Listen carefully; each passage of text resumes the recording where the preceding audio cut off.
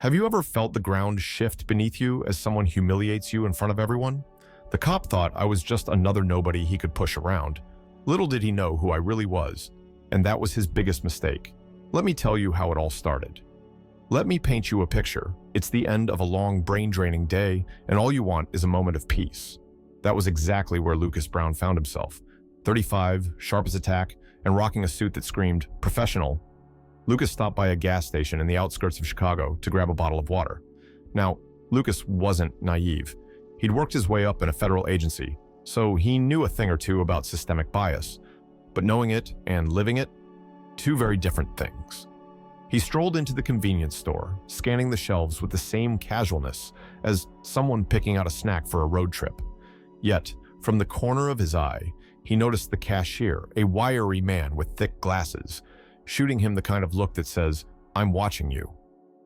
Lucas ignored it at first. After all, what was this guy going to do? Call security over a bottle of water? But as Lucas approached the counter, the man's eyes darted to a button under the register. Lucas sighed internally. Here we go again. "That all?" the cashier asked, voice tight. "Yep, just this," Lucas replied, sliding a few bills across the counter. He grabbed the bottle and headed back to his car, determined to shake off the interaction. But as he stepped outside, things took a sharp left turn. A police cruiser screeched into the parking lot, lights flashing, as if Lucas had just robbed a bank.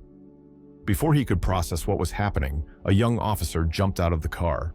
Enter Jack Walters, a man whose badge seemed to double as a personality. With his buzz cut and puffed up chest, he looked like he had something to prove. "Hey you," Jack barked, pointing at Lucas like he was auditioning for a bad cop drama. "What are you doing here?" Lucas blinked, confused. Buying water?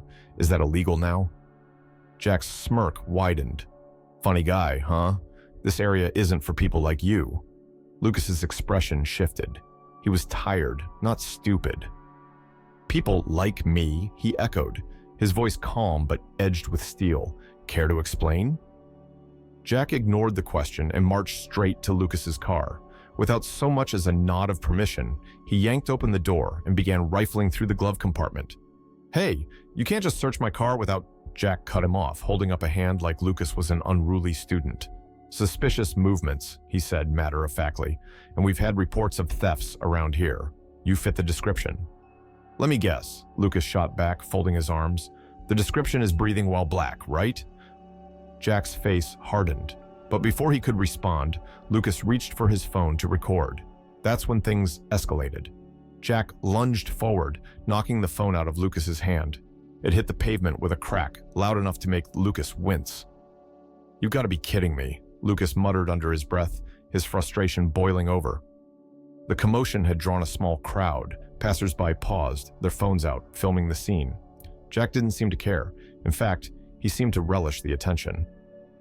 "Ladies and gentlemen," Jack announced, mockingly, his voice dripping with sarcasm, "we've got someone here who thinks the rules don't apply to him." Another cruiser pulled up, and two more officers stepped out, laughing as if they'd just walked into a comedy show. Lucas stood there, hands clenched, trying to keep his composure, but the humiliation, that cut deep. "Turn around," Jack ordered, pulling out a pair of handcuffs. "For what?" Lucas demanded, his voice sharp. Jack leaned in close, his tone patronizing.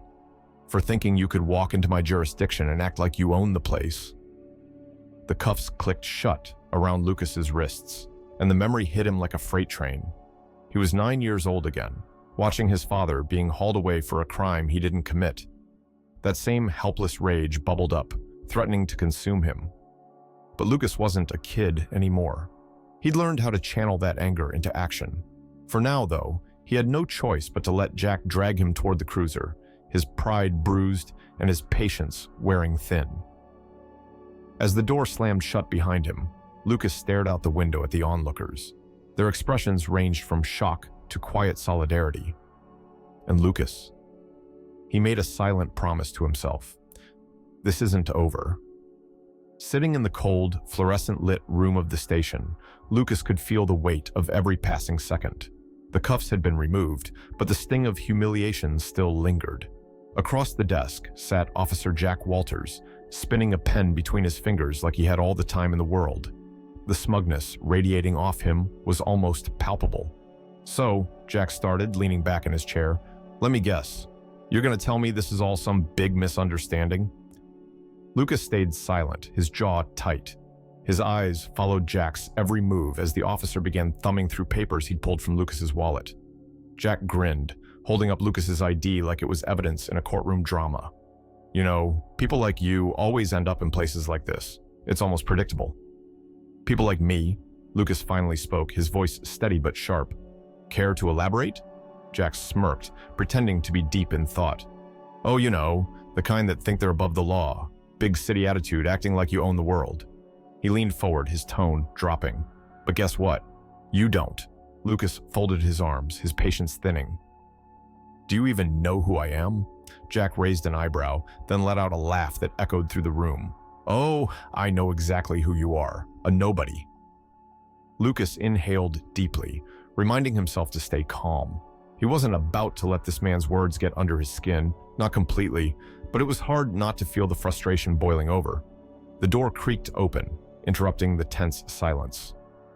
In walked Amanda Clark, her heels clicking against the linoleum floor like a war drum. Amanda was the kind of person who didn't need an introduction. She radiated confidence, her sharp suit and no-nonsense demeanor announcing her presence loud and clear. "Mr. Brown," she said, giving Lucas a quick nod before turning her full attention to Jack.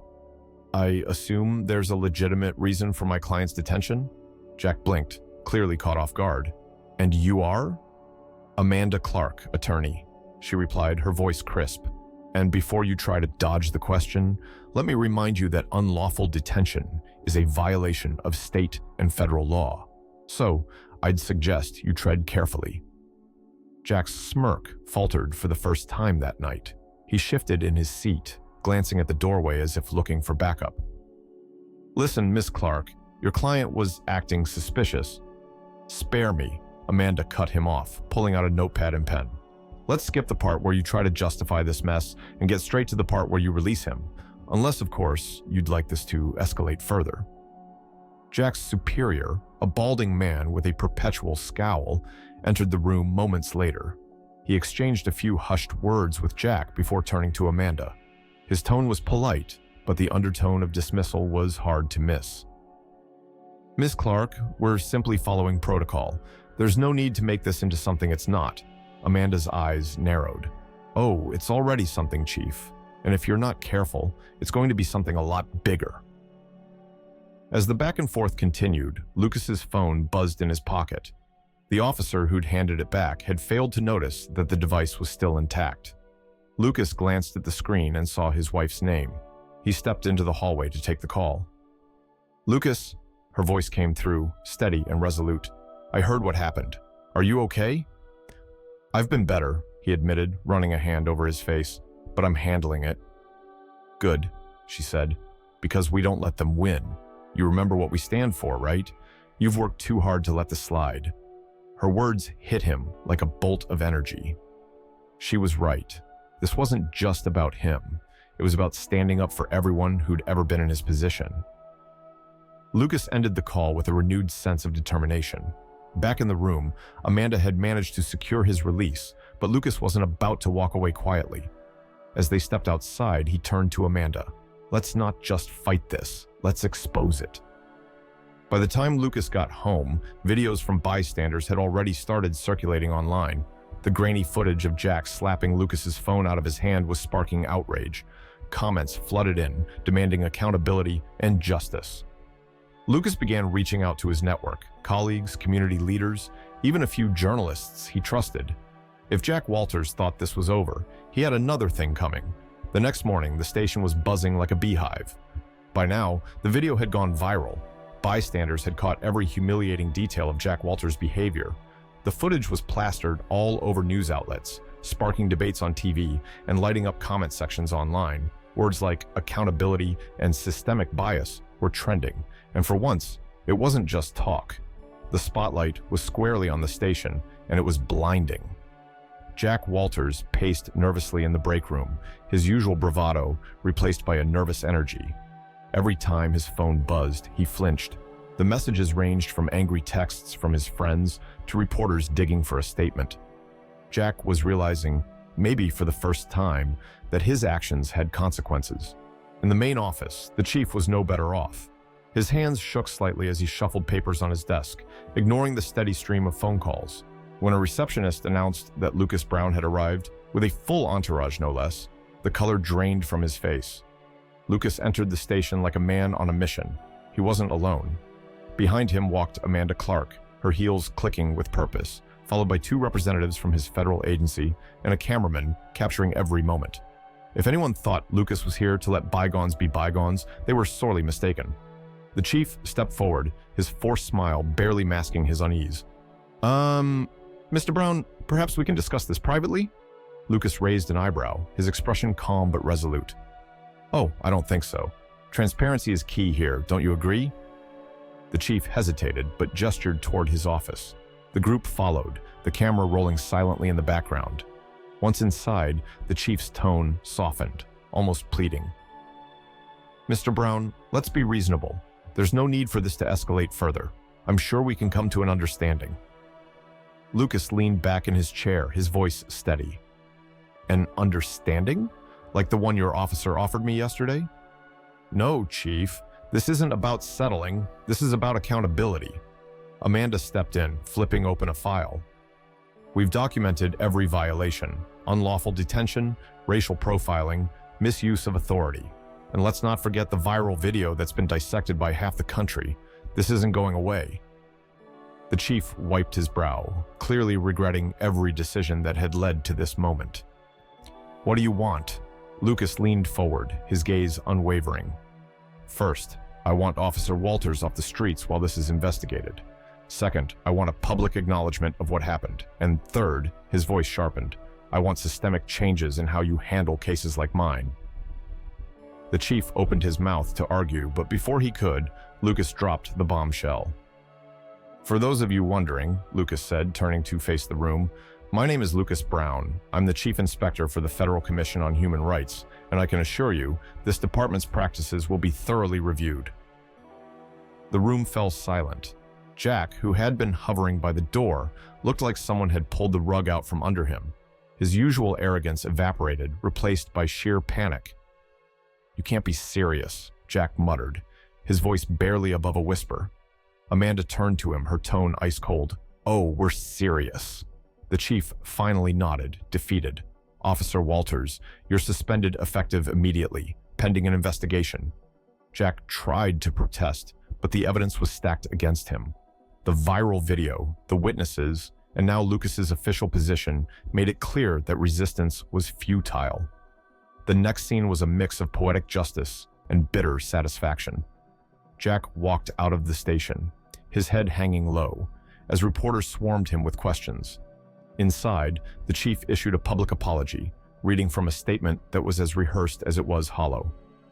Lucas watched from the side, arms crossed. It wasn't about personal vengeance. It was about sending a message. As the cameras flashed and the reporters scribbled notes, Lucas felt a quiet sense of fulfillment.